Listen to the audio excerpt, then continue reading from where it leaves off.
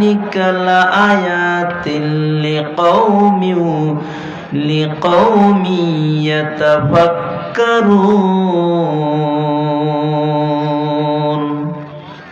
آخر الآيات عن ثوبان رضي الله تعالى عنه قال قال رسول الله জোরে বলেন সাল্লাল্লাহু আলাইহি ওয়াসাল্লাম আইয়ুমা ইমরাতিন সালাত যাওজাহা তালাক ফি গায়রি মা বাসি ফাহারামুন আলাইহা রাইহাতুল জান্নাহ রাওয়াহু তিরমিজি বিসনাদিন সহিহা আন ইবনে উমার আন্না রাসূলুল্লাহ সাল্লাল্লাহু আলাইহি ওয়াসাল্লাম সালাসাতু কদ হারামাল্লাহু আলাইহিমুল জান্নাহ মুদমিনুল খামরুল আকাদায়ুস আল্লাযী ইউকিরু ফি আহলিহিল খাবাস রাওয়াহুন নাসাঈ বিসনাদিন সহিহা। আলহামদুলিল্লাহ,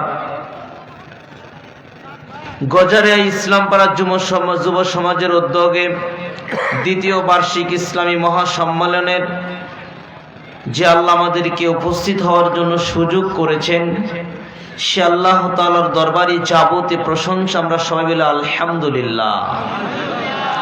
অতঃপর অগণিত দরুদ ও সালাম বর্ষিত হোক বিশ্ব মানবতার মুক্তির দূত, পৃথিবীর শ্রেষ্ঠ ব্যক্তি হযরত মুহাম্মদ আমরা বলি সাল্লাল্লাহু আলাইহি ওয়াসাল্লামের উপর। সম্মানিত উপস্থিতি, আমাকে একটি গুরুত্বপূর্ণ বিষয় আলোচনাতে দেওয়া হয়েছে। বিষয়টি অনেক বড়, সেটা হলো ইসলামের দৃষ্টিতে নারীর মর্যাদা, নারীর পর্দা এবং স্বামীর আনুগত্য সম্পর্কে কিছু আলোচনা করার জন্য। আল্লাহ সুবহানাহু ওয়া তাআলা যদি আমাকে রহমত করে, যদি আমাকে দয়া করেন, তাহলে অবশ্যই ইনশাআল্লাহ এই বিষয়গুলোর মধ্যে বিস্তারিতভাবে গুরুত্বপূর্ণ কিছু কথা আপনাদেরকে বলবো ইনশাআল্লাহ। প্রথমে যেটা বলছি আপনাকে, ইসলামে নারীর মর্যাদা। এই পৃথিবীতে অনেক ধর্ম, অনেক মত, অনেক পথ আছে, তাই না? আছে না? মানুষের বানানো অনেক তরিকা, অনেক পথ আছে, আছে না? হিন্দু তাদের হিন্দু ধর্মের লোক হিন্দু ধর্মই মেনে চলে, তাই না? খ্রিস্টান ধর্ম খ্রিস্টান ধর্মই মেনে চলে, ইহুদিরা ইহুদি ধর্ম মেনে চলে, গ্রিস ধর্ম আছে।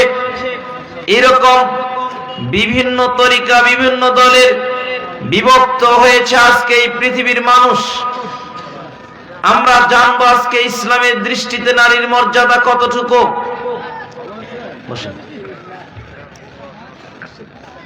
এই পৃথিবীতে নারীদের মর্যাদা ইসলাম যত দিয়েছে, অন্য কোন ধর্ম তত দেয়নি।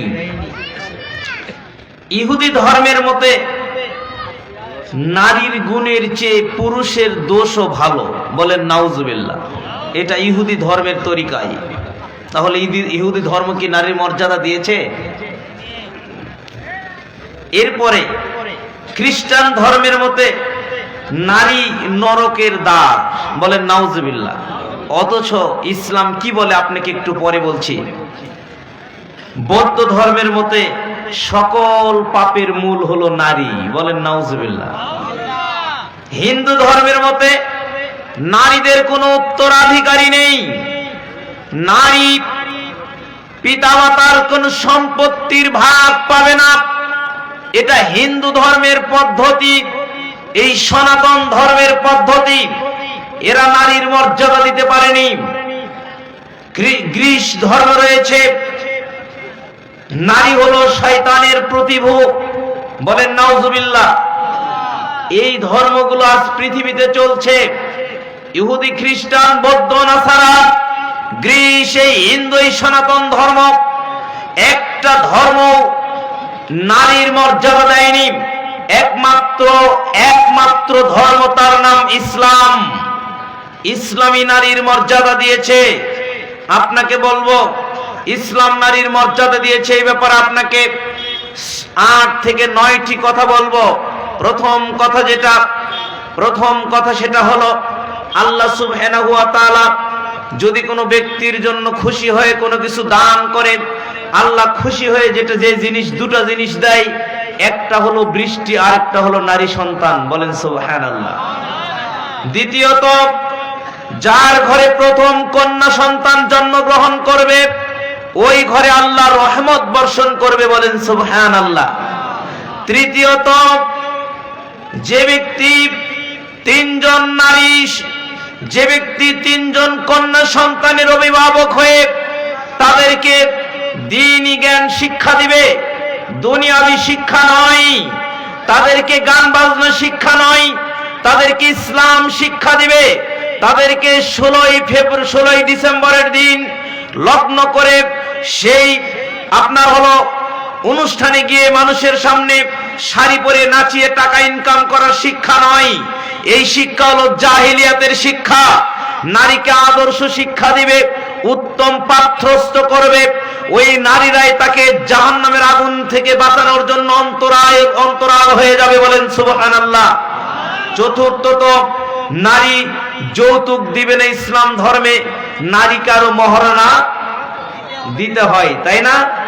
এগুলো কি নারীর মর্যাদা না? কথা বলেন, এগুলো কি নারীর মর্যাদা ইসলাম দেয়নি? এরপরে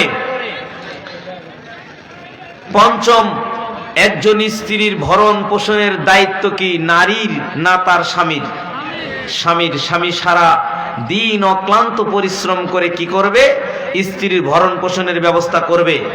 এরপরে 6 নম্বর প্রশ্ন যেটা বলছি, যে নারী যখন মা হয়ে যায় তখন আল্লাহ সুবহানাহু ওয়া তাআলা একটা মর্যাদা দিয়েছে, সেটা হলো মায়ের পায়ের নিচে সন্তানের ভেস্ত।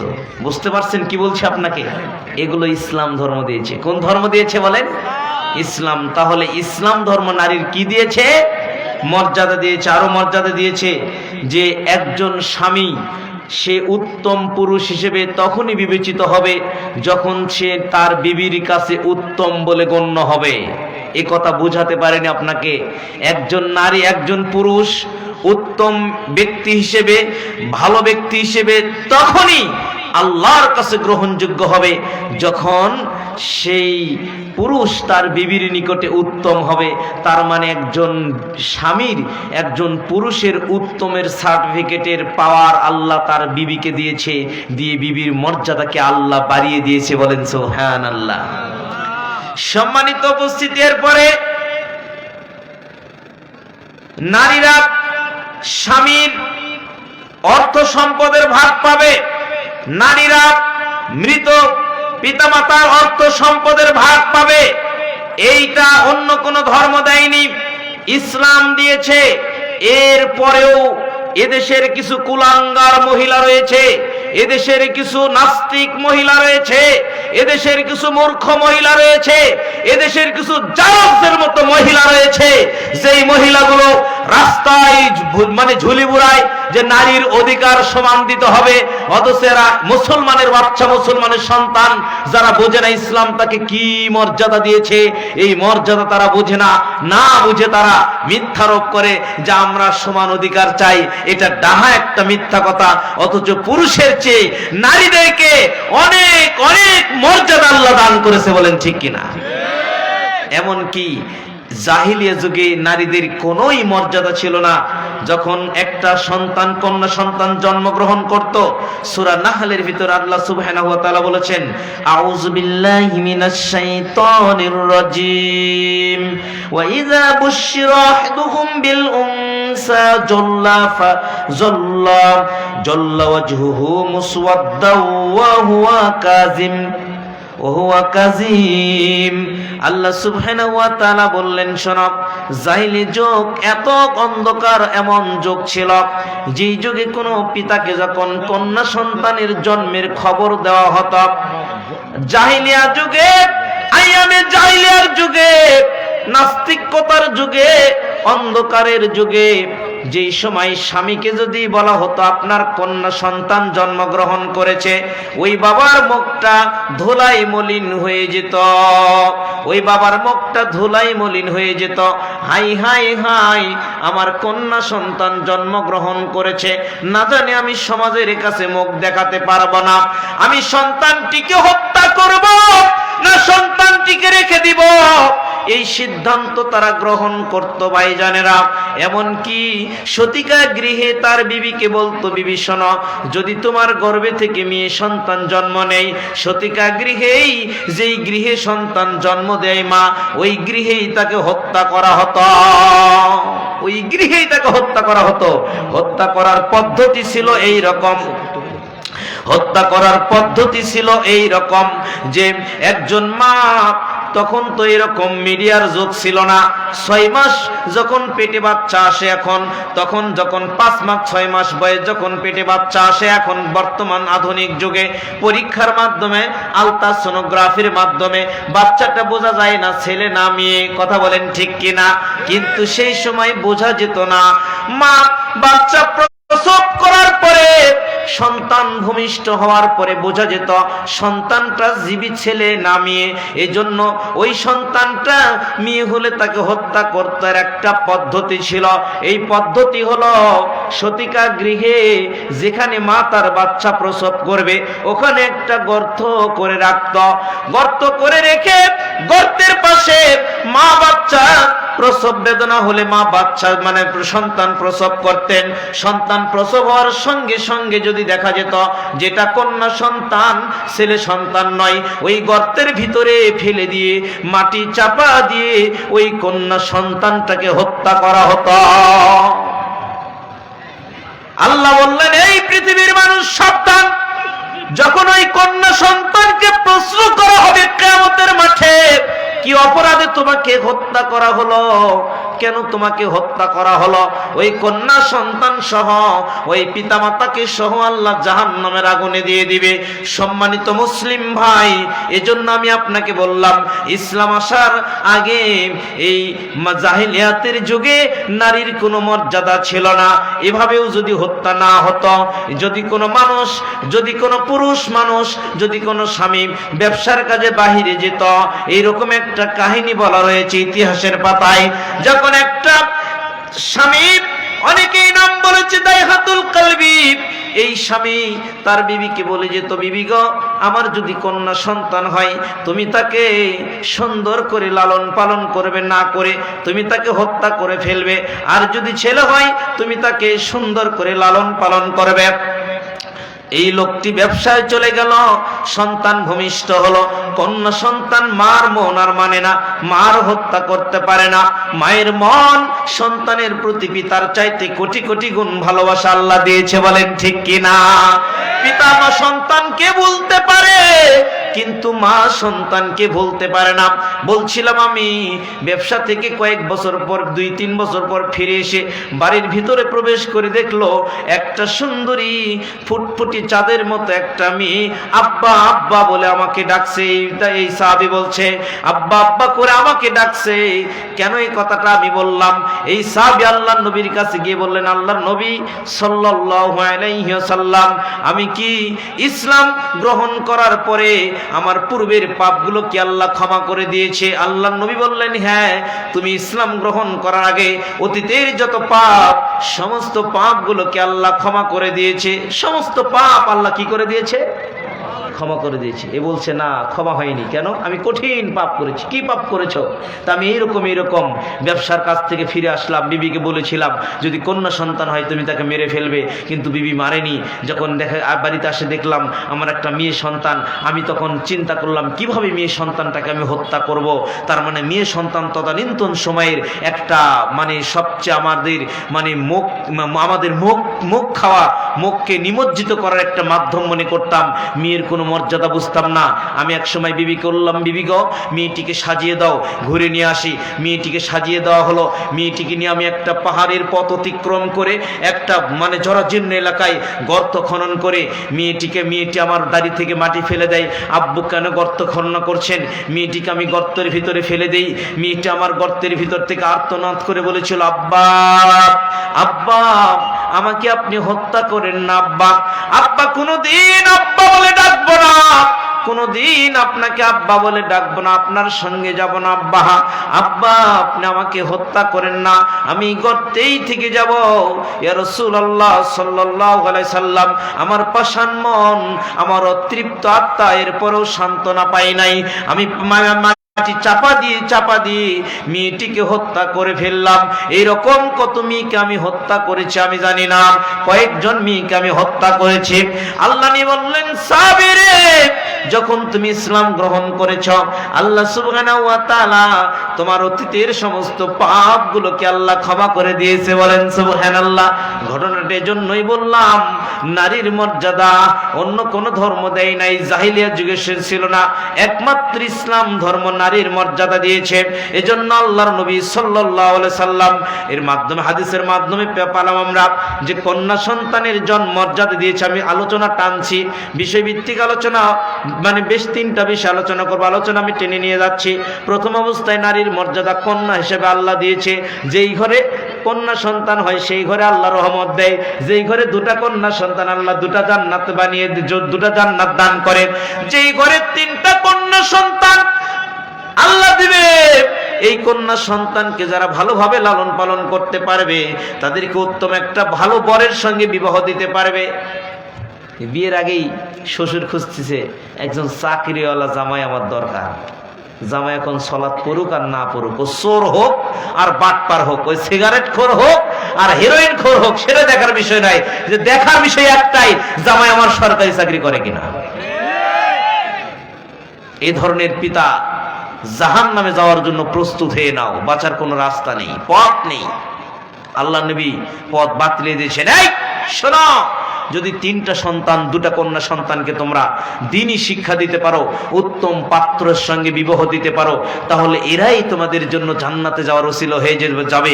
এরাই তোমাদেরকে এই কন্যা সন্তানের এই মহব্বত, এই আদর, সোহাগ, এই দ্বীনি ইলম, এই উত্তম শিক্ষাই তোমাকে জাহান্নামের আগুন থেকে হেফাজত করতে পারবে। বলেন সুবহানাল্লাহ।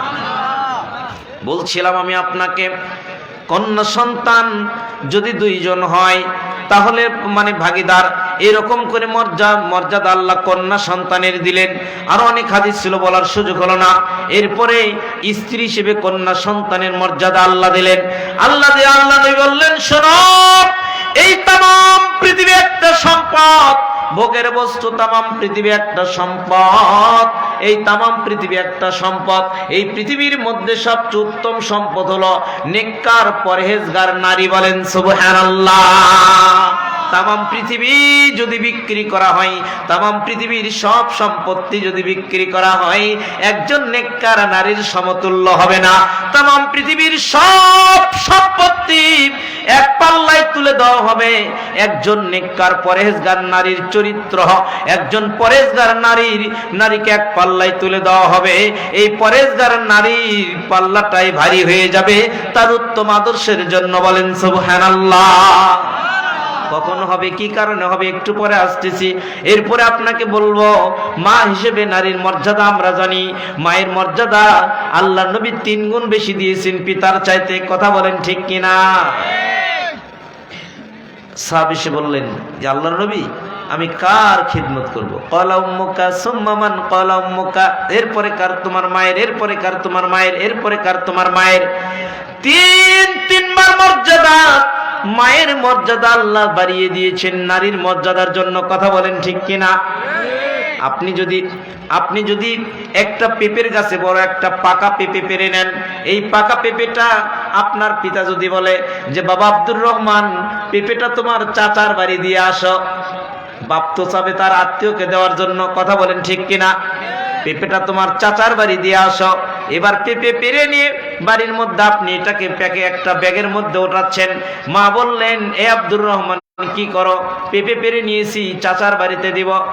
চাচার বাড়িতে দিও না, পেঁপেটা তোমার মামার বাড়ি দিয়ে আসো। এবার বলেন তো কি হবে?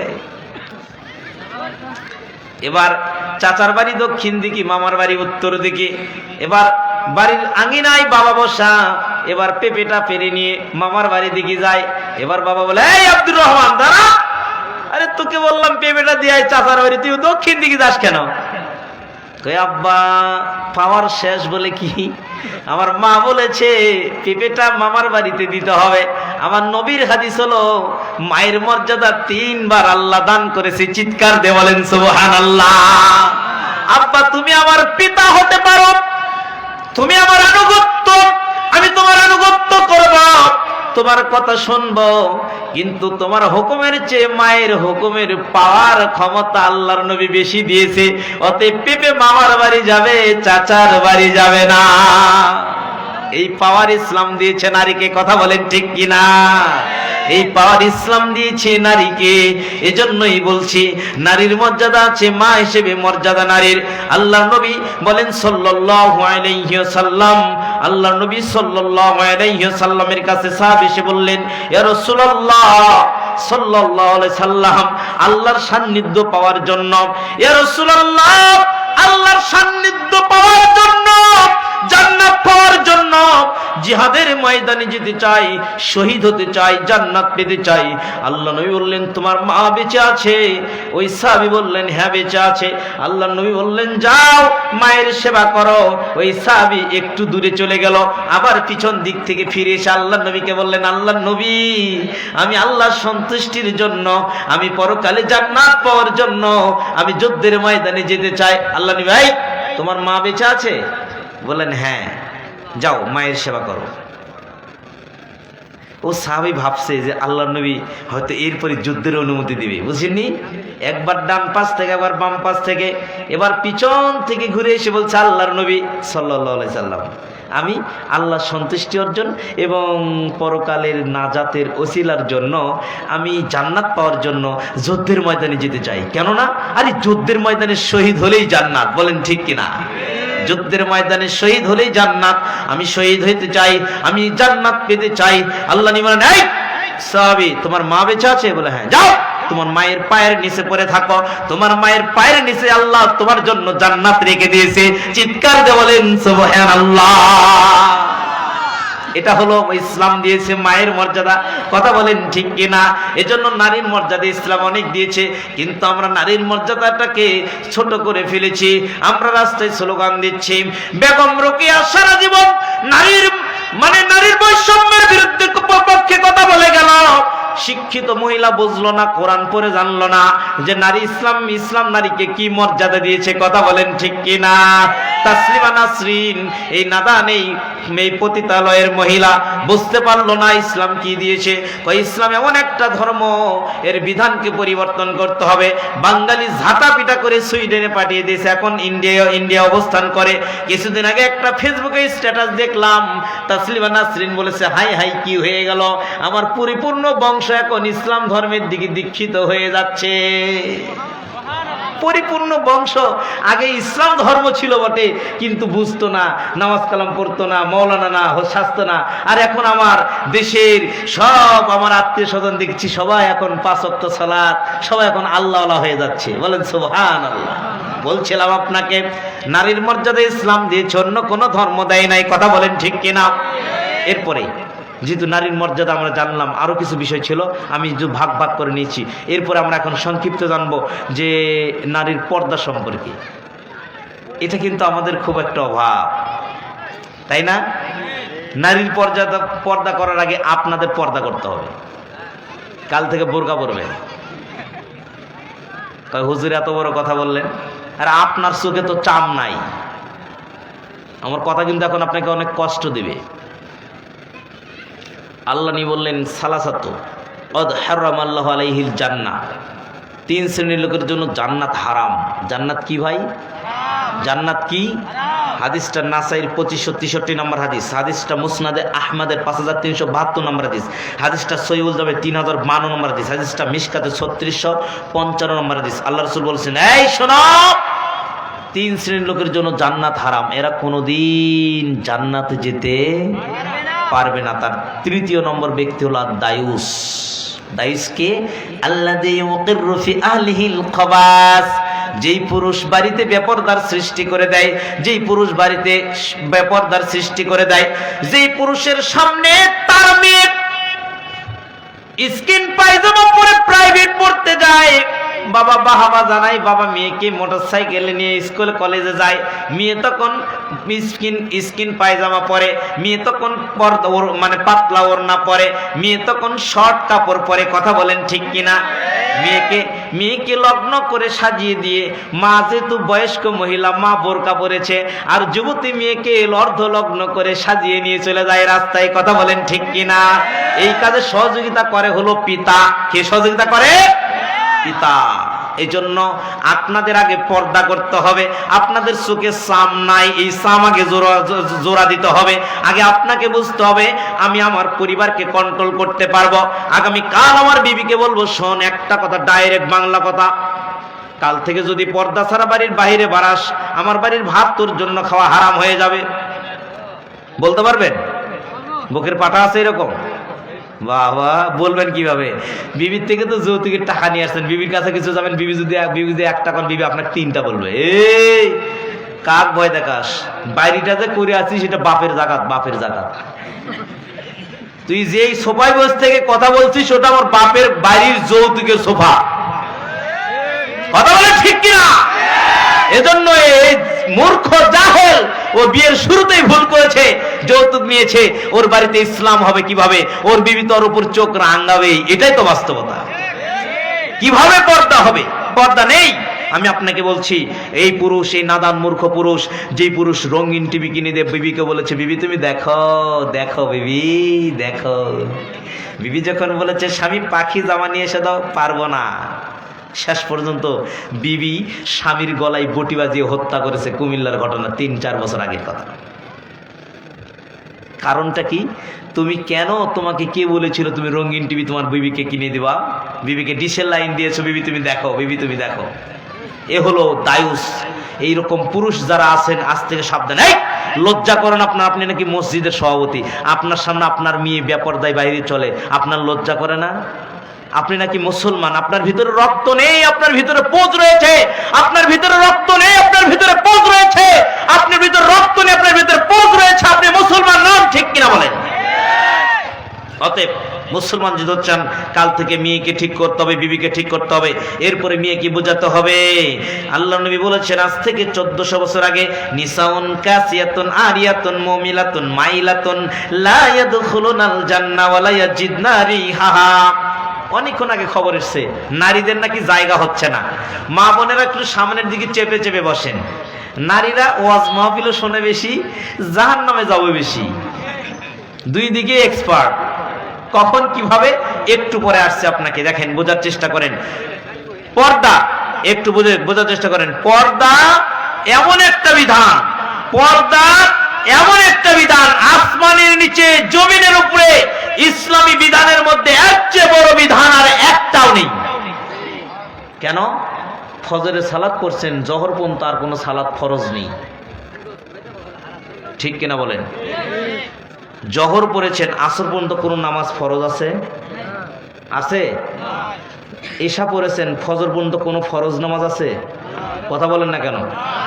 ইচ্ছা দিন, তাহাজ্জুদ পড়লে সব, না পড়লে গুনাহ নেই। কথা বলেন ঠিক কিনা? জুমার সালাত পড়েছেন, এই পরের জুমা পর্যন্ত কোনো জুমা ফরজ আছে? কথা বলেন না কেন? নাই। ভাই আমার আলোচনা কথা বলি, আমি সেদিন আলোচনা সাজাবো, গুরুত্বপূর্ণ বিষয়টা লাস্টে। এখন বাজে হলো আপনার 9টা, 10:15 না 10টা।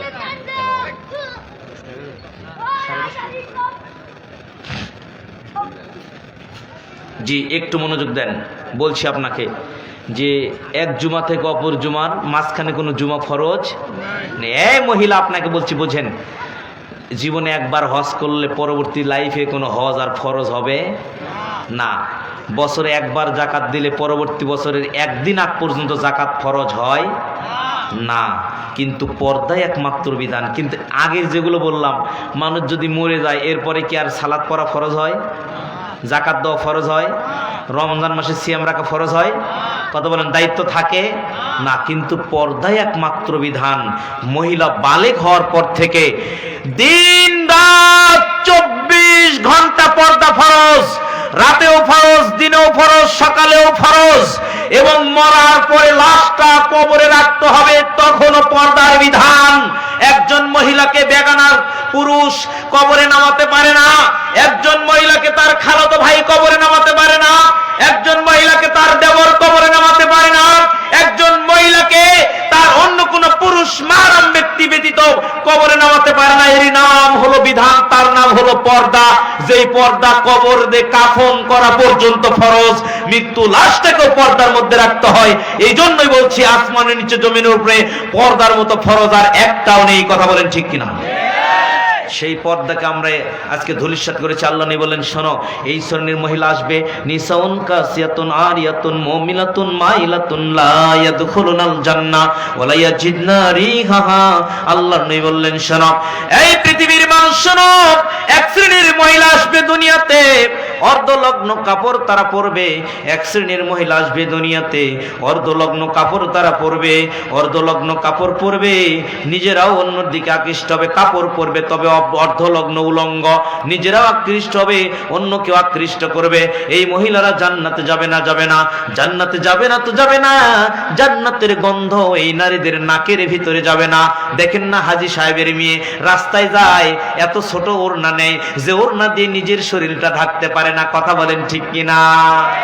পতিতালয়ের মেয়ে, বুখারীর হাদিস বলছিলাম, পতিতালয়ের মেয়ে, যেই মেয়ে দেহ ব্যবসা করত, বনি ইসরাইলের পতিতালয়ের মেয়ে, যেই মেয়ে দেহ ব্যবসা করত, যেই মেয়ে রাস্তায় চলছে, হঠাৎ দেখতে পেল কুকুরের বাচ্চা পানির অভাবে মাটি চেটে চেটে খায়। মহিলা নিজের শরীরের ওড়না খুললেন, নিজের পায়ের মোজা খুলে ওড়নার সঙ্গে মোজাটা বেঁধে কুয়া থেকে পানি তুলিয়ে এই কুকুরের বাচ্চাটিকে মহিলা পান করালেন। আল্লাহ নবী বললেন, ওই মহিলাকে আল্লাহ জান্নাত দিয়ে দিলেন। বলেন সুবহানাল্লাহ। কিন্তু এই জন্য আলোচনার বিষয় নিলাম না জান্নাত অথবা জান্নাত পরের বিষয়।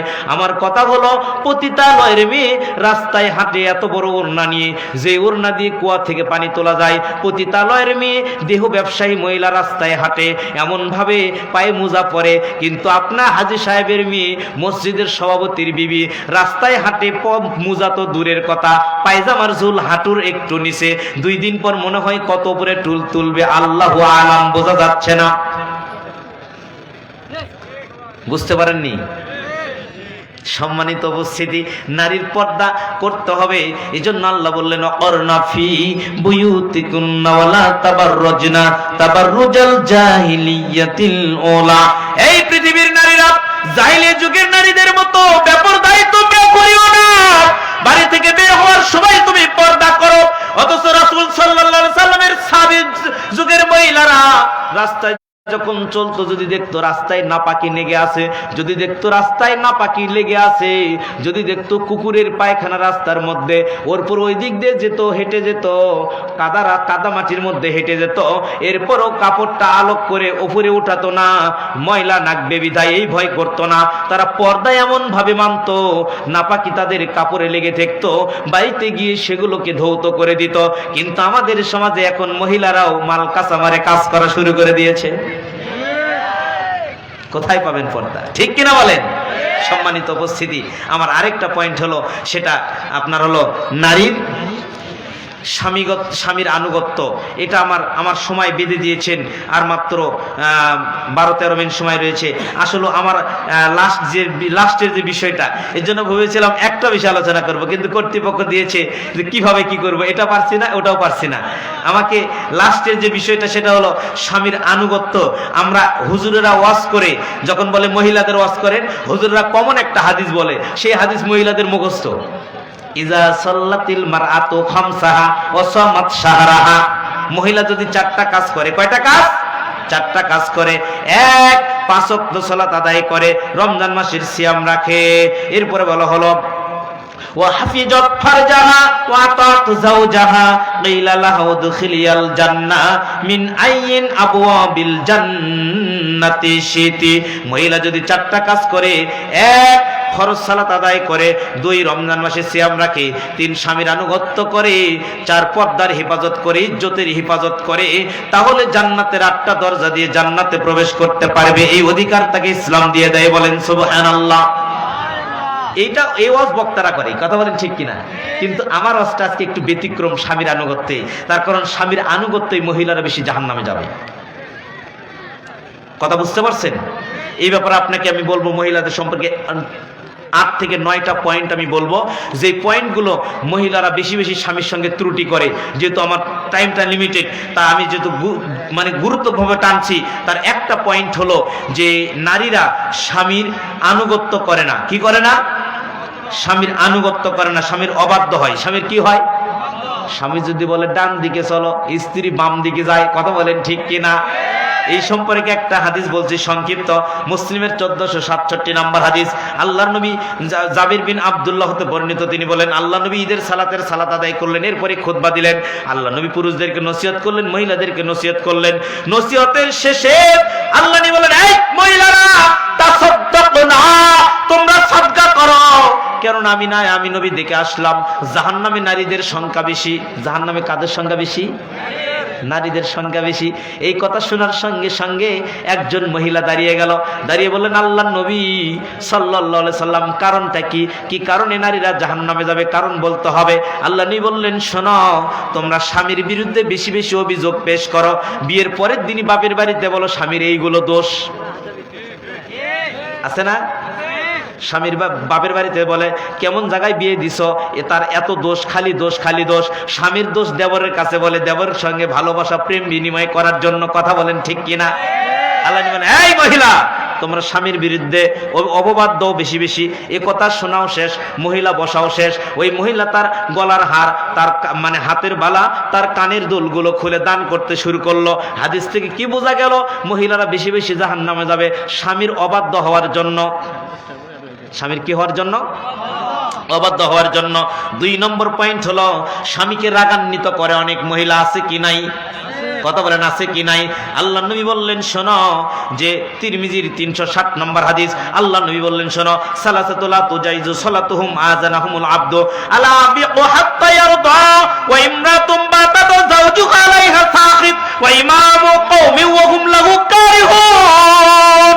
আল্লাহ নবী বললেন, শোনো, 3 শ্রেণীর লোকের সালাত আল্লাহর দরবারে কবুল হয় না। কয় শ্রেণীর লোকের সালাত? কয় শ্রেণীর লোকের সালাত? 3 শ্রেণীর লোকের সালাত আল্লাহর দরবারে কবুল হয় না। এক, কেন সালাতের কথা বলা হচ্ছে দেখেন। 1 নম্বর হলো ওই পুরুষ আল আবিকু হাত্তা ইয়ারদি, যেই মানুষ, যেই চাকর তার মালিকের কাছ থেকে চুরি করে এসেছে, যেই লোক কোম্পানির টাকা আত্মসাৎ করে নিয়ে চুরি করে ফিরে এসেছে, এই লোক কোম্পানির মালিকের কাছে ফিরে না যাওয়া পর্যন্ত, তার মালিকের মনিবের কাছে ফিরে না যাওয়া পর্যন্ত, তার কাছে ক্ষমা না চাওয়া পর্যন্ত, এ যদি আজীবন সালাত আদায় করে, এর সালাত আল্লাহর দরবারে কবুল হবে না। 2 নম্বর আল্লাহ নবী বললেন, ওয়া ইমরাতুম বাতাতু যাওজাহা ওয়া যাওজুহা আলাইহা সাখিত, এই মহিলা, ওই মহিলার সালাত আল্লাহর দরবারে কবুল হয় না। ওই মহিলার সালাত তাদের কর্ণ পর্যন্ত ওঠে না। আল্লাহ নবী বললেন, 3 শ্রেণীর লোকের সালাত তাদের কর্ণ পর্যন্ত ওঠে না। কর্ণ পর্যন্ত ওঠা মানে তাদের এই কান পর্যন্ত ওঠে না। সালাত কবুল হতে হলে আল্লাহর কাছে যেতে হয়। আল্লাহ কোথায় থাকে? আল্লাহ কোথায় থাকে? আর সে এটা বিশ্বাস করতে হবে। এই বিশ্বাস যার মধ্যে নাই তাই হলো বেঈমান। প্রমাণ হলো 1537 নম্বর হাদিস, মুসলিমের 1079 নম্বর হাদিস হলো ইসলামিক ফাউন্ডেশন। যে ব্যক্তি আল্লাহর সাথে বিশ্বাস যার নাই তাই হলো ইমানদার নয়, তাই হলো বেঈমান। প্রমাণ হাদিস দিয়ে গেলাম। এরপরে আমি আপনাকে বলছিলাম, সংক্ষেপ করছি, আল্লাহ নবী বললেন যে ওই মহিলার সালাত আল্লাহর দরবারে কর্ণ পর্যন্ত ওঠে না, যেই মহিলা স্বামীকে রাগান্বিত করে রাত কাটায়। এই দোষ মহিলাদের আছে কি নাই? আমি গত মাসে এক জায়গায় প্রোগ্রাম করতে গেলাম, আমি শুনলাম একজন লোক আমাকে জানালো যে আমার বিবি আমার কাছ থেকে আজ 6 বছর ধরে বিছানা আলাদা করে রেখেছে। আমার বিবির বিছানায় আমাকে ঘুমাতে দেয় না।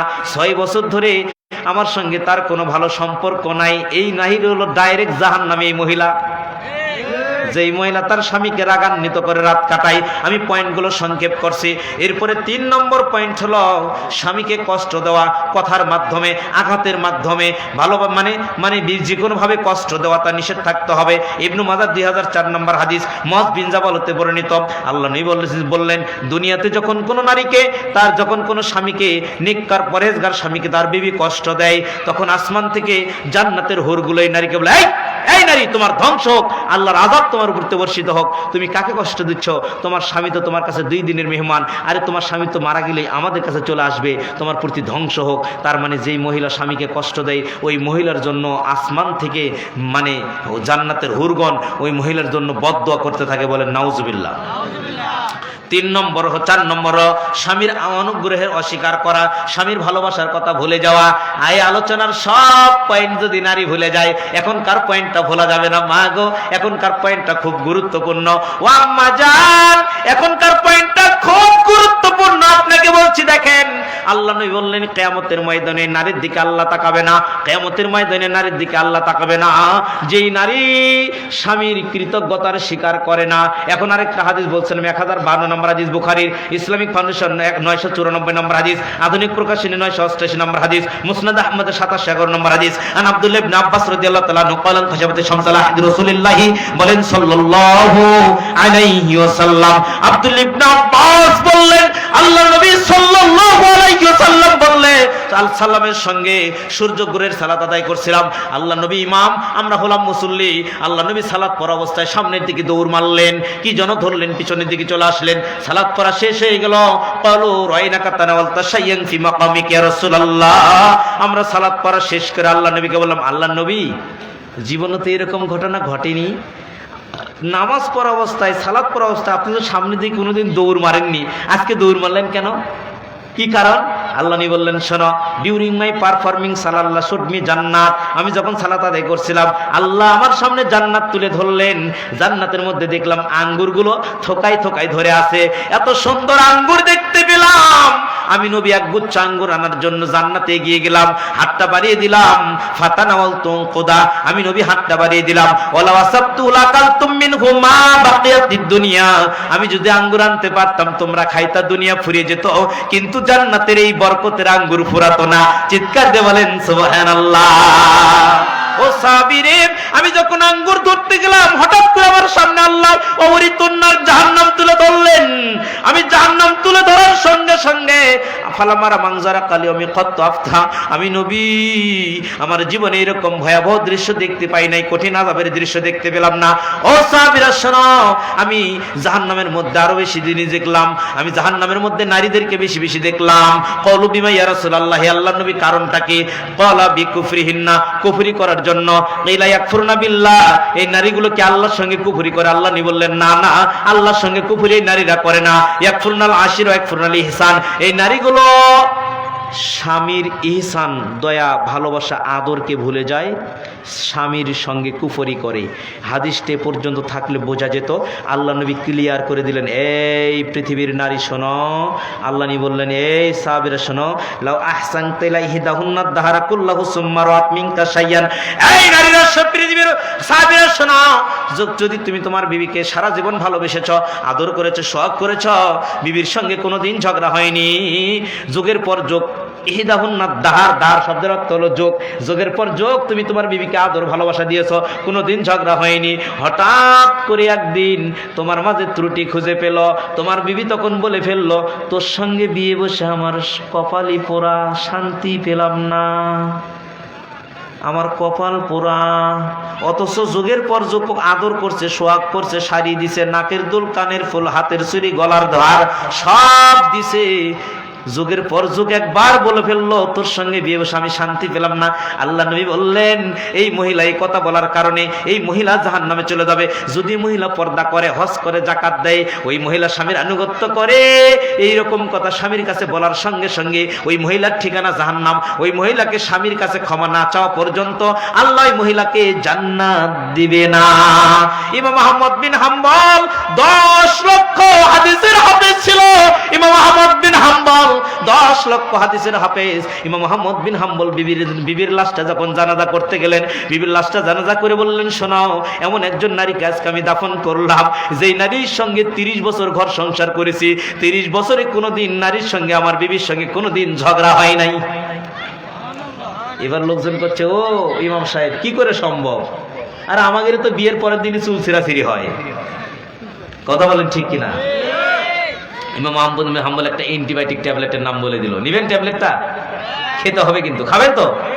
সেটা হলো, ইমাম আহমদ বিন হাম্বল বলল, শোনো, আমি যখন আমার বিবির প্রতি রাগ করেছিলাম সাংসারিক জীবনে, আমি যখন বিবির প্রতি রাগিয়েছিলাম সাংসারিক জীবনে, আমার বিবি কোনোদিন আমার মুখে তর্ক রাগ করেনি, আমার বিবি কোনোদিন আমাকে রাগ করেনি, আমি রাগ করার সময় বিবি চুপ থাকেছে, কোনোদিন কথা বলেনি। আর আমার সংসার জীবনে বিবিও যখন রাগ করেছে, আমি স্বামী হিসেবে চুপ করেছিলাম, কোনোদিন আমি রাগিনি, কোনোদিন কথা বলিনি। এই জন্য ঝগড়া 30 বছরেও হয়নি। বলেন সুবহানাল্লাহ। চিঠি এসে গেছে ভাইজান।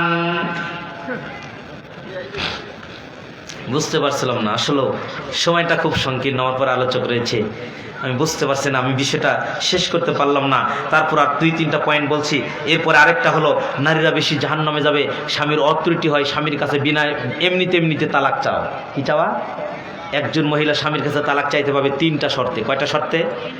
1, স্বামী তার যৌবিক চাহিদা পূরণ করতে পারে না।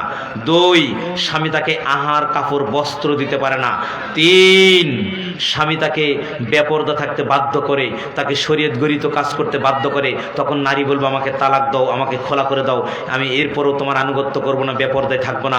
এই 3টা কারণ ছাড়া যদি কোনো নারী এমনিতে স্বামীর কাছে তালাক চায়, তাহলে ওই নারীর ঠিকানা জাহান্নাম। আল্লাহ নবী সম্পর্কে একটা হাদিস বললেন, তিরমিজির 1107, আল্লাহ নবী বললেন, আইয়ুমা ইমরাতিন সালাত যাওজাহাত তালাক ফি গায়রি মা বাসিন ফাহারামুন আলাইহা রাইহাতুল জান্নাহ। আল্লাহ নবী বলেন, এই পৃথিবীর নারী শোনো, যেই নারী তার স্বামীর কাছে এমনি তালাক চায়, ওই নারীর জন্য জান্নাত হারাম। জান্নাত তো হারাম হারাম, ফাহারামুন আলাইহা রাইহাতুল জান্নাহ, ওই নারীর জন্য জান্নাতের গন্ধ হারাম। বলেন নাউজুবিল্লাহ। 5 মিনিটের 1 মিনিট শেষ, আর 4 মিনিট। আমি 5 মিনিটের 1 মিনিট শেষ, আর 4 মিনিট বলছিলাম আমি আপনাকে। এরপরে 5 নম্বর পয়েন্ট হলো, স্বামীর গৃহ ছাড়া অন্যর গৃহে কাপড় খোলা। আল্লাহ নবী ডাইরেক্ট হাদিসে বললেন, সহিহুল জামের, এই মহিলারা, এইরকম মহিলাদের আলোচনা কোনোদিন শুনেন না, আজকে শুনে যান। সবগুলো পয়েন্ট বলতে চাইছিলাম, সুযোগ হচ্ছে না। আল্লাহ নবী বললেন এই হাদিসে, সহিহুল জামের 708 নম্বর হাদিসে বললেন, মা মিন ইমরাতিন তাদাউ সিয়াবাহা ফি গায়রি বাইতি যাওজিহা ইল্লা হাতাকাতিস সিতরা বাইনাহা ওয়া বাইনা রাব্বিহা। আল্লাহ নবী বললেন, শোনো, যেই নারী স্বামীর গৃহ ব্যতীত অন্যর কাছে গিয়ে কাপড় খোলে। অনেক মহিলা আছে স্বামী বিদেশে, এ সব দুলা ভাইয়ের সঙ্গে, খালাতো ভাইয়ের সঙ্গে সব দিয়েছে। আছে কি নাই? আছে কি নাই? আল্লাহর নবী বললেন, এই নারীর পক্ষ থেকে আর আল্লাহর পক্ষ থেকে, আল্লাহ যে নারীর প্রতি একটা বান্দার পর্দার বিধান, আল্লাহ তার পর্দার বিধানটাকে উৎখাত করে দেয়। আল্লাহ তার বান্দী হিসেবে তাকে মার মেনে নেয় না, আল্লাহ তাকে পর্দার বিধানটা আল্লাহ উঠিয়ে নেয়। এর ব্যাখ্যায় করেছে, এই ভাই যুবকের একটু মনোযোগ দাও, এর ব্যাখ্যা আল্লাহর নবী করেছে। আর সাহাবীরা বলেছেন, কিছু কিছু মহিলা আছে রাস্তায় চলে বোরকা পরে, বিয়ের বাড়ি যখন যায় বোরকা খুলে ফেলে দেয়। বিয়ের বাড়িতে মানুষকে গলার হাত দেখাতে হবে, বোরকা বললে তার গলার হাত চেনটা দেখতে পাচ্ছে না, এজন্য বোরকা খুলে দিয়ে এবার শাড়ি পরে, আর এই গলার হাতটা দেখায় পুরুষ, বেগানা পুরুষে, দেখো আমার স্বামী গলার হার বানিয়ে দিছে। ওর স্বামী সহ গলার হার সহ ওই নারী সহ জাহান্নামের নিম্ন দেশে প্রবেশ করবে। এই নারী এই বিধানের মধ্যে চলছে। নারী বোরকা পরে রাস্তায় চলে, মায়ের বাড়ি গিয়ে বোরকা ফেলে দেয়, খালাতো ভাইয়ের সঙ্গে 3 পিস করে ঘরে। কথা বলেন ঠিক কিনা? আমি আর বিধানটা আমি বেশি করতে পারছি না। এরপরে বিধানটা হলো, স্বামী স্ত্রীর গোপন কথা অন্যের কাছে প্রকাশ করে দেওয়া। এটা পুরুষেরও দোষ আছে, নারীরও দোষ আছে। নতুন বিবাহ করেছে, বিবিকে বলছে, বিবি এই মাথার একটু ঘোমটাটা ফেলো তো, ঘ্যাট করে একটা ছবি দিলে, পরের দিন ফেসবুকে পোস্ট করে দিছে। আরে বাবা, হাজির বেটা বিয়ে করলো, বউ সহ ছবি ফেসবুকে। চিন্তা করিস কত বড় বিয়াদব? কথা বলেন ঠিক কিনা? আল্লাহ নবীকে এর ফয়সালা দিয়ে যায়নি, আজ থেকে 1500 বছর আগে আল্লাহ নবী ফয়সালা দিয়ে গেছে। মুসনাদ আহমদের 26,301 নম্বর হাদিস, আসমা বিনতে ইয়াজিদ রাদিয়াল্লাহু তাআলা আনহা বললেন, এই শোনো, একদিন আল্লাহ নবী আমাদেরকে বললেন, এই সাহাবীরা তোমরা মনে হয় নারীদের সঙ্গে স্ত্রীদের সঙ্গে যা কিছু করো এই গোপন কথা প্রকাশ করো। এই নারীরা তোমরা মনে হয় স্বামীদের সঙ্গে যা কিছু করো এই স্বামীদের গোপন কথা অন্যর কাছে প্রকাশ করো। ফাসাকাতু, সাহাবারা চুপ থাকলেন, কেউ কথা বললেন না। আসমা বিনতে ইয়াজিদ বললেন, আল্লাহর নবী, হ্যাঁ এই দোষ পুরুষেরও আছে, এই দোষ নারীরও আছে, এই দোষ পুরুষেরও আছে, এই দোষ নারীরও আছে। তখন আল্লাহর নবী সাল্লাল্লাহু আলাইহি সাল্লাম বললেন, শোনো, ফালা তাফআলু, তোমরা এটা করিও না, ফাইন্নামা যালিকা মিসলু শাইতান, এটা হলো শয়তানের কাজ। এটা কিসের কাজ? এরপর বললেন, লাকিয়া শাইতানাতান ফি তরিকি ফাগাশিয়াহা ওয়ান নাসু ইয়ানজুরুন। দেখেন, যেই পুরুষ তার বিবির ছবি ফেসবুকে দিয়েছে পরপুরুষকে দেখানোর জন্য, তার চরিত্রটা উল্লেখ করছে। যেই পুরুষ বলে, আরে দোস্ত কি মেয়ে বিয়ে করাছে বাপ, ওই মেয়ের শরীর একদম হালকা, ওর বডি ফিগার ভালো না, একবারে দুর্বল, এগুলো সব বলে ফেলে। কথা বলেন ঠিক কিনা? আর মেয়েও যা দুলো ভাই কয়, দুলো ভাই এমন জায়গায় বিয়ে করাছো, হাই রে নতুন বর, ও খালি ঘুমিয়ে পারে, সব শেষ। আল্লাহ নবী এই মহিলার চরিত্রকে বলেন, শোনো, এই পুরুষের চরিত্রকে আল্লাহ নবী বলেন, শোনো, ওই রকম হাদিসে বললেন, ওই রকম শয়তান রাস্তায় হাঁটছে, তার বিবির সঙ্গে দেখা, রাস্তার মধ্যে বিবির সঙ্গে মেলামেশা করছে, আর রাস্তার মানুষগুলো তাকে দেখছে তখন সিসি করছে, এই ব্যক্তির চরিত্র এমন। দেখেন না, কুকুর রাস্তার মাঝে মেলামেশা করে, ওর শরম নাই, হায়া নাই, লজ্জা নাই। আর এই পুরুষ, এই মহিলা যাই স্বামী স্ত্রীর গোপন কথা প্রকাশ করে, ই হলো কুকুরের চেয়েও খারাপ। উলাইকা কাল আনআম বাল হুম আদাল, সূরা আরাফ 7 নম্বর সূরা 179 নম্বর আয়াত। উলাইকা কাল আনআম বাল হুম আদাল, এরা হলো চার পাওয়া জানোয়ারের মতো। আল্লাহ বললেন, এর চেয়েও নিকৃষ্ট খারাপ, এরা হলো চার পাওয়া জানোয়ারের মতো, এর চেয়েও নিকৃষ্ট খারাপ। 1 মিনিট আছে, এরা হলো চার পাওয়া জানোয়ারের মতো। শেষ নিকৃষ্ট। জি আলহামদুলিল্লাহ, আমাকে ভাই বলছেন শেষ করে দাও। আল্লাহ আমাদের এই আলোচনাকে কবুল করে নিক। আসসালামু আলাইকুম ওয়া রাহমাতুল্লাহ।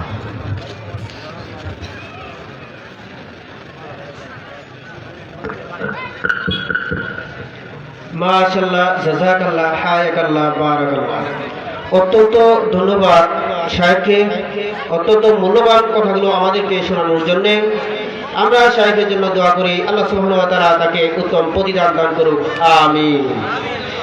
সম্মানিত সুধীবৃন্দ, অনেক কষ্ট করে আমাদের মাঝে উপস্থিত হয়েছেন মেহমানবৃন্দ, উপস্থিত হয়েছেন আজকের সম্মেলনের মধ্যমণি সভাপতি সাহেব, উপস্থিত হয়েছেন প্রধান অতিথি সাহেব এবং উদ্বোধন।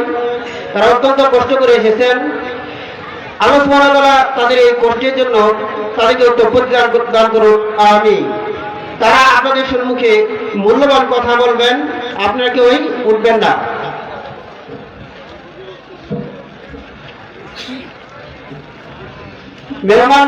মেহমানরা যারা এসেছেন তাদের সকলকে ইসলামপাড়া ফ্রেন্ডস ক্লাব এবং ইসলামপাড়া যুব সমাজের পক্ষ থেকে, গদরিয়ার পক্ষ থেকে তাদেরকে শুভেচ্ছা ও অভিনন্দন জানাচ্ছি। এই মুহূর্তে আমাদের উক্ত মাহফিলে উদ্বোধন মহোদয়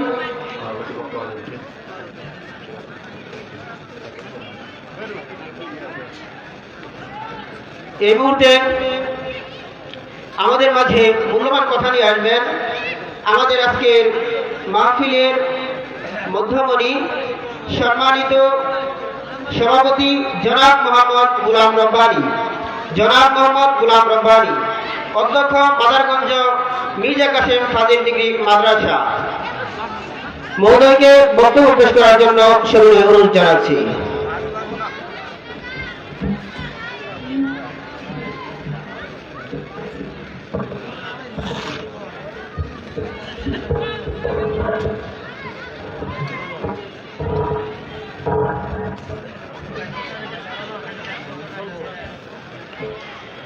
আসসালামু আলাইকুম ওয়া রাহমাতুল্লাহ।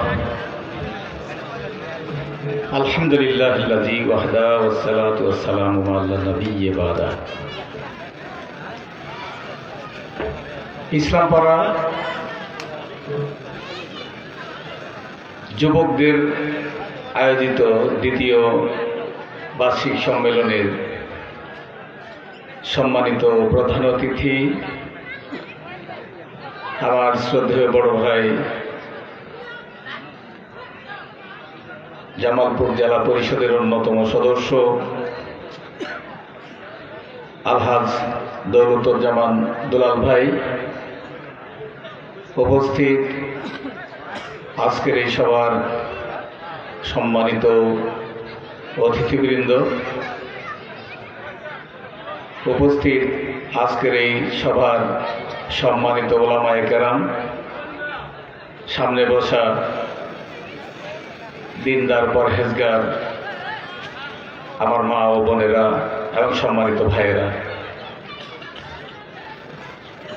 সম্মানিত সুধী, অত্যন্ত কষ্ট করে আপনারা এসেছেন।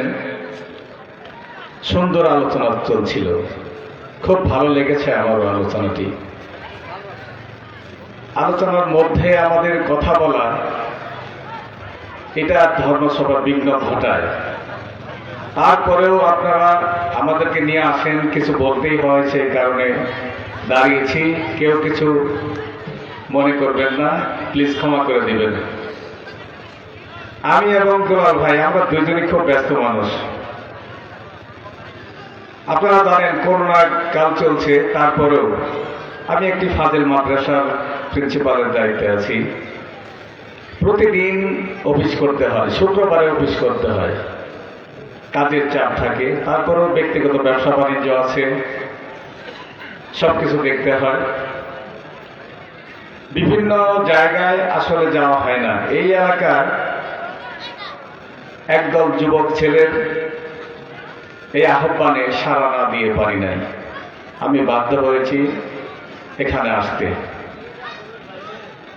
আমি গতবারও এসেছিলাম আপনাদের এখানে। আপনার এলাকা থেকেও অনেক ছাত্রছাত্রী আমার মাদ্রাসায় আছে।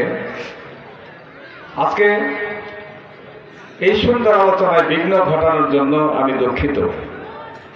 আজকে প্রধান আলোচক একটু পরেই কথা বলবেন, তার শেষ কথা পর্যন্ত আপনারা থেকে যাবেন। আর প্যান্ডেলের মধ্যে অনেক ফাঁকা জায়গা সামনে আছে, দয়া করে একটু যদি সবাই এগিয়ে আসেন তো ভালো হয়। কর্তৃপক্ষ আমার কাছে অনুরোধ জানিয়েছে আপনাদের এই আহ্বান জানানোর জন্য।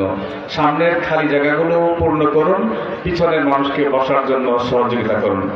আমার সম্মানিত দিনী ভাই ও বোনেরা, আজকে এই শীতের রাতে কষ্ট করে যে সুন্দর আলোচনা আপনারা শুনছেন, আমি আপনাদের কাছে একটা দাবি পেশ করতে চাই। বিশেষ করে এই এলাকার যে সমস্ত ছেলেরা, আমার যুবক ভাইয়েরা, যারা দ্বিতীয়বারের মতো এই ধর্মসভাটির আয়োজন করেছে, এবং অল্প এলাকার সমস্ত মানুষের কাছে আমার আবেদন, যেহেতু মহান রব্বুল আলামিন মহাগ্রন্থ আল কোরআনের মধ্যে বলেছেন, ইয়া আইয়ুহাল্লাযীনা আমানু আতিউল্লাহ ওয়া আতিউর রাসূল ওয়া লা তুবতিলু আমালাকুম। আল্লাহ বলেন, তোমরা আল্লাহর আনুগত্য করো এবং রাসূলের আনুগত্য করো। দ্বিতীয় দুটি কথা বললেন, আল্লাহর আনুগত্য করতে বললেন এবং আল্লাহ রাসূলের আনুগত্য করতে বললেন। রাসূলের আনুগত্য করার অর্থ হলো আল্লাহর ইবাদত গুলা আল্লাহ রাসূল যেভাবে করেছেন সেইভাবে ইবাদত আমাদের করতে হবে। তৃতীয় কথা বলা উচিত ছিল যে তাহলে তোমরা জান্নাতে যাবে। আল্লাহ কিন্তু তা বলেননি, বলছেন ওয়ালা তুবতিলু আমালাকুম, খবরদার তোমাদের আমলগুলো নষ্ট করো না। বোঝা গেল যে আল্লাহর আনুগত্য করতে হবে রাসূলের অনুকরণে। যদি রাসূলের অনুকরণে আনুগত্য না হয়, তাহলে আমাদের আমলগুলো নষ্ট হয়ে যাবে। আজকে আমাদের বক্তা সাহেব বলেছেন যে কানের উপরে উঠবে না। আকাশে আল্লাহর কাছে যাওয়া তো দূরের কথা, ইবাদত গুলো কানের উপরে উঠবে না। মহাগ্রন্থ আল কোরআনের মধ্যে মহান রব্বুল আলামিন ঘোষণা করে দিয়েছেন যাতে আমরা আমাদের আমলগুলি নষ্ট না করি। সেই কারণে আমি আপনাদের কাছে বিনয়ের সঙ্গে বলতে চাই যে আসলে কোরআন এবং সহিহ সুন্নাহ আমাদের বুঝতে সমস্যা।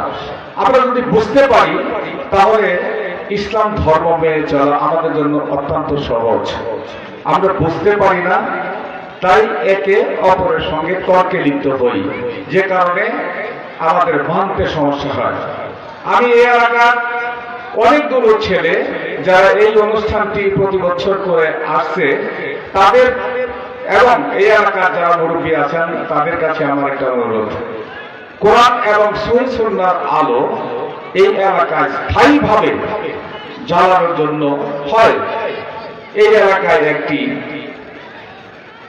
নুরানি হাফিজিয়া মাদ্রাসা প্রতিষ্ঠা করা হোক, অথবা একটা কওমি মাদ্রাসা আমাদের এই যুবক ভাইদের নেতৃত্বে আপনাদের এলাকার মানুষের সহযোগিতায় যদি এখানে একটি কওমি মাদ্রাসা স্থাপন করা হয় অথবা নুরানি হাফিজিয়া একটি মাদ্রাসা স্থাপন করা হয়, তাহলে আমাদের এই এলাকার ছেলেরা সঠিক আকীদায় দিন দিন বেড়ে উঠবে এবং কোরআন এবং সহিহ সুন্নাহ পরবর্তীতে আমাদের এলাকায় বোঝাতে পারবে বলে আমি বিশ্বাস করি। তাই আপনারা জানেন আমরা দুইজন মানুষই রাজনৈতিক ব্যক্তি, আমরা একটা বৃহৎ রাজনৈতিক দলের সাথে জড়িত আছি। আমরা ব্যক্তিগতভাবে আপনাদের সহযোগিতা করতে পারবো এবং রাজনৈতিকভাবেও আমরা আপনাদের সহযোগিতা দিতে পারবো ইনশাআল্লাহ। আমি আপনাদের কাছে অনুরোধ করতে চাই, প্রত্যেক বছর ধর্মসভা করে আমরা যুব সমাজের উদ্যোগে ধর্মসভা করি। এই ধর্মসভাটির পরবর্তীতে যদি এই এলাকার একটা মাদ্রাসার পক্ষ থেকে করা হয়, কোরআনী একটা হাফিজিয়া মাদ্রাসার পক্ষ থেকে করা হয় অথবা কওমি মাদ্রাসার পক্ষ থেকে করা হয়, তাহলে যে মাদ্রাসাটি আপনারা এখানে স্থাপন করবেন, যাদের পরিশ্রমে, যাদের ঘামে, যাদের টাকা, যাদের বুদ্ধিতে এই প্রতিষ্ঠানটি হবে, কিয়ামত পর্যন্ত আপনারা কবরে শুয়ে শুয়ে এটার সওয়াব পেতে থাকবেন ইনশাআল্লাহ।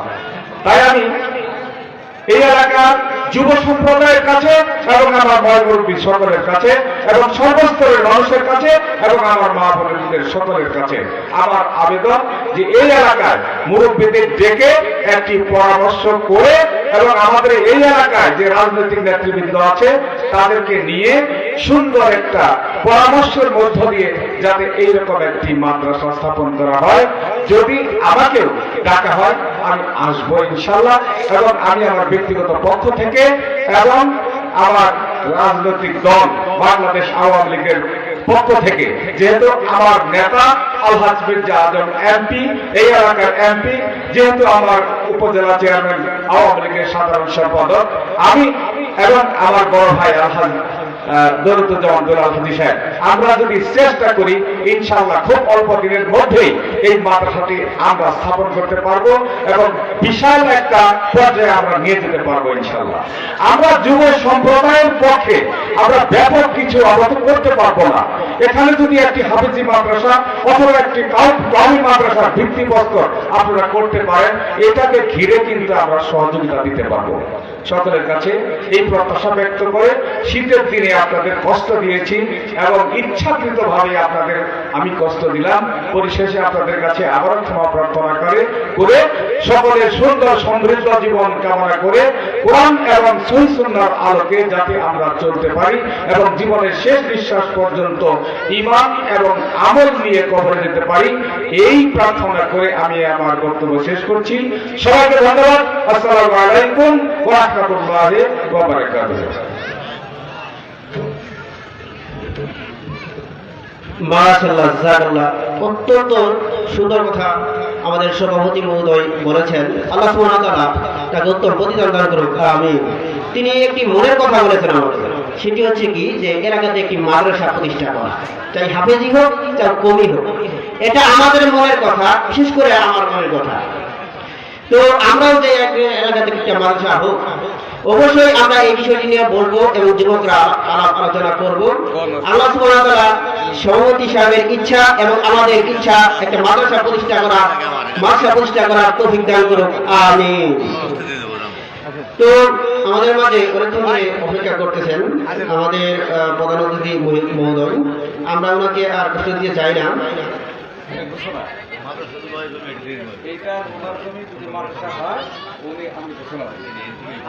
মাশাআল্লাহ, জাযাকাল্লাহ, হায়াকাল্লাহ। আমাদের ভাই খুবর ভাই উনি বলছেন যে যদি মাদ্রাসা হয় তাহলে এই জায়গাটা উনি দান করবেন।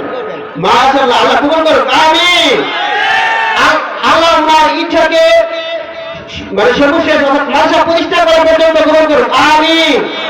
লিল্লাহি তাকবীর। আমাদের অতি একটা মাদ্রাসা আমরা দেখতে চাই। আপনারা আমাদের সাথে থাকবেন নাকি? অবশ্যই আপনারা আমাদের সাথে থাকবেন। আমরা অতি একটা মাদ্রাসা আমরা দেখতে চাই এবং সে আগামীতে বা তারপরে যখন সভা হয় তখন যাতে মাদ্রাসার উদ্যোগে সভা হয়, আল্লাহ তাআলা আমাদের কবুল করুন। আমিন। মাদ্রাসা সৎ কাজে আসলেই সবাই এগিয়ে আসে। আমরা যদি এরকম একটা মহৎ সৎ কাজের উদ্যোগ নেই তাহলে অবশ্যই আমাদের কুমল ভাই যেমন এগিয়ে আসলেন, আমাদের সমাজ পরিমহোদয় আমাদেরকে সুন্দর পরামর্শ দিয়ে উৎসাহ দিয়েছেন, ওরকম ভাবে আপনারা হয়তো আমাদের সহযোগিতা করবেন। তো আমাদের সকলের প্রিয় প্রতিষ্ঠান মাদ্রাসা, এই মাদ্রাসা অবশ্যই আমরা একটা পরামর্শ করে কি করা যায় একটা ব্যবস্থা গ্রহণ করবো, আপনারা আমাদেরকে সহযোগিতা করে দেবেন। আল্লাহ আমাদেরকে তৌফিক দান করুন। আমিন। তো সম্মানিত উপস্থিতি, আমরা বেশি বিলম্ব না করে আমরা এই মুহূর্তে আমাদের প্রধান অতিথি মূল্যবান কথা বলে থাকেন সবসময়, আমরা এই মুহূর্তে কথা শুনবো আলহাজ দৌলতজামান দুলাল হাজি সাহেবের কাছ থেকে। বক্তব্য পেশ করার জন্য অনুরোধ জানাচ্ছি আলহাজ দৌলতজামান দুলাল হাজি সাহেবের কাছ থেকে, সদস্য জেলা পরিষদ জামালপুর ও সহসভাপতি মারাগঞ্জ উপজেলা আওয়ামী লীগ। বসে বলি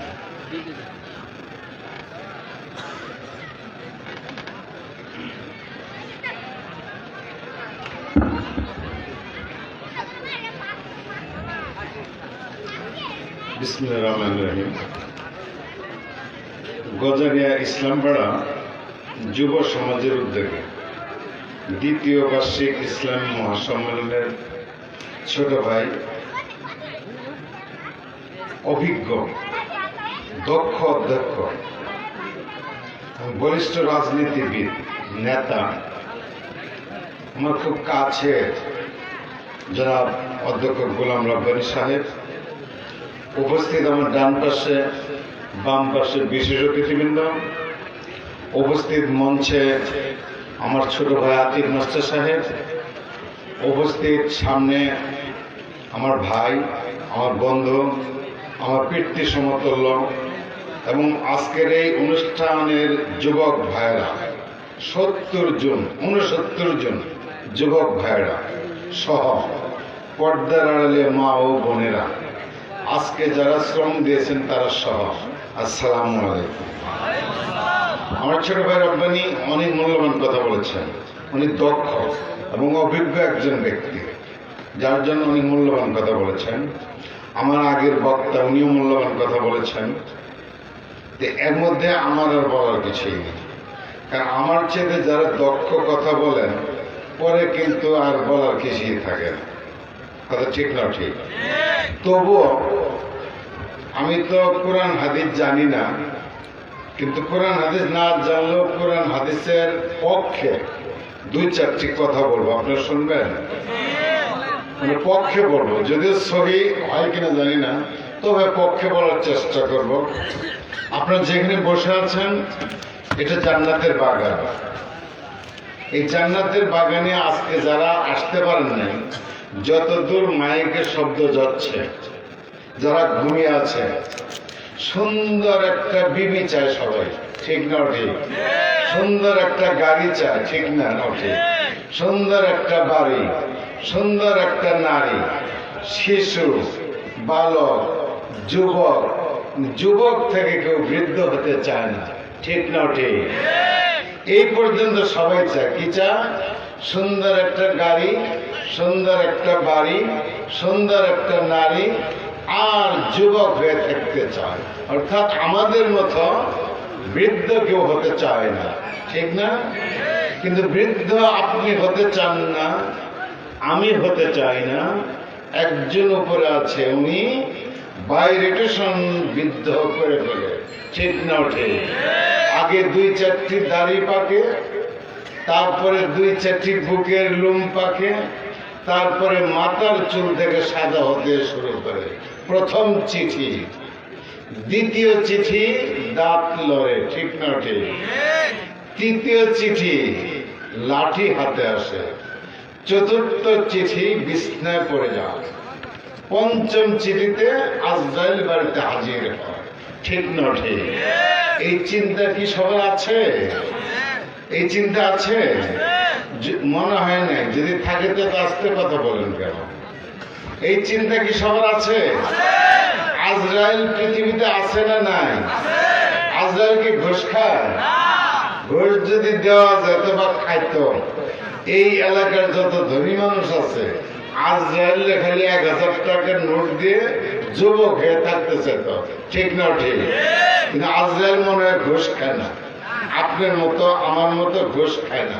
ঠিক না ঠিক? আজরাইল ন্যায় পথে থাকে, ন্যায্য কাজ করে আল্লাহর হুকুম মতে চলে। ঠিক না ঠিক? এরপরেও আজরাইলের উপরে আজরাইল আছে। ঠিক না ঠিক? আপনি কি করেন? আজরাইলের উপরে কি আছে? আছে না? আজরাইলের থাপ্পড় মেরে চোখ কানা করে ফেলেছিল না? ও আজরাইলের উপরে নিচে হইল। আজরাইলের থাপ্পড় খাইছিল কেন? ভুল করেছিল। আজরাইল যদি থাপ্পড় খায়, আপনি আর আমি কি খাবো বলুন তো? বলেন না কেন? আজরাইল যদি থাপ্পড় খায়, আপনি আর আমি কি লাথি খাবো না? এটা মনে রেখে সংসার করেন, চলাফেরা করেন, হাট বাজার করেন, লেখাপড়া করেন, সুদ ঘুষ খায়েন। ঠিক না ঠিক? ওয়াজ সারা রাত শুনতে হয় না। আজকের সভাপতি জনাব রব্বানী সাহেব যে মূল্যবান কথাগুলি বললেন, আমি দুই একটি কথা বলি শেষ করব। সেটা হলো 4টি কাজ করবেন। মা বোনের একটু ভালো করে শুনবেন। এই যে মৌলানা সাহেব বলে গেলেন খালি মেয়েদের পক্ষে বিপক্ষে হাদিস বলে গেলেন। ঠিক না ঠিক? 4টে কাজ মেনে চলবেন। মিথ্যা বলবেন না, মসজিদ মাদ্রাসার দিকে হন, অর্থাৎ মসজিদে যান, মাদ্রাসা যান, খালি গেলে হবে? মসজিদ মাদ্রাসার যে নিয়ম কানুন মেনে চলেন, কাজ করেন। কয়টা হলো? 2টে। 3টে হলো আলেম ওলামাদের সম্মান করেন, ইজ্জত দেন। কাল কিয়ামতের দিন তারাই সাক্ষী দিবে আপনি ভালো না মন্দ। ঠিক না ঠিক? তাদেরকে সম্মান করেন। তবে আলেমের মতো আলেম যারা, তাদেরকে সম্মান করবেন। আলেম হলে টুপি মাথা, ওয়াজ মাহফিল করে বেড়াই, বয়ান করে বেড়াই, বাড়ির যে কাম এলাও করি না, স্ত্রীকে লাত্তি করে মারি, এই আলেম কিন্তু আলেম না।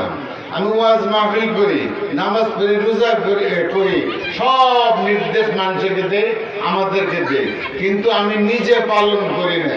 কথা বুঝাতে পারছি? আমি নিজে পালন করি না। এই আলেমের কি কথা শোনা যাবে? হ্যাঁ, এই আলেমের কথা শুনলে কি হবে বলেন তো? এই আলেমের সাজা কি হবে? একটা কথা বলি। একদিন আল্লাহ রাসূল মেরাজে যেতে ছিলেন, যাইতে পথিকের মধ্যে ফেরেশতাদের জিজ্ঞেল, এখানে চিল্লা বিল্লা হচ্ছে কেন? বলে এটা দুজক, এখানে চিল্লা চিল্লি হয় কেন? আমি এটা দেখবো। আল্লাহ রাসূল ফেরেশতাকে নিয়ে দুজকের ভিতরে গেলেন, যাই দেখে সুন্দর টুপিওয়ালা দাড়িওয়ালা এক আলেমের জিহ্বা ধারালো কেচি, আগুনের কেচি দিয়ে জিহ্বা কাটতেছে। কেন কাটতেছে? উনি ওয়াজ মাহফিল করতেন, ভালো বয়ান করতেন, ভালো আদেশ করতেন, নিজে মানতেন না। এরকম আলেমের সাথে সাথে কাজ হবে? আলেম হলে চতুর্দিক দিয়ে ভালো হতে হবে। এক, আল্লাহ যা নির্দেশ করেছেন সেই পথে থাকতে হবে। ঠিক না ঠিক? কাজে এরকম আলেমকে মেনে চলবেন। আলেমকে যদি না মেনে চলেন, পরকালে সাক্ষী দেওয়ার লোক খুঁজে পাবেন।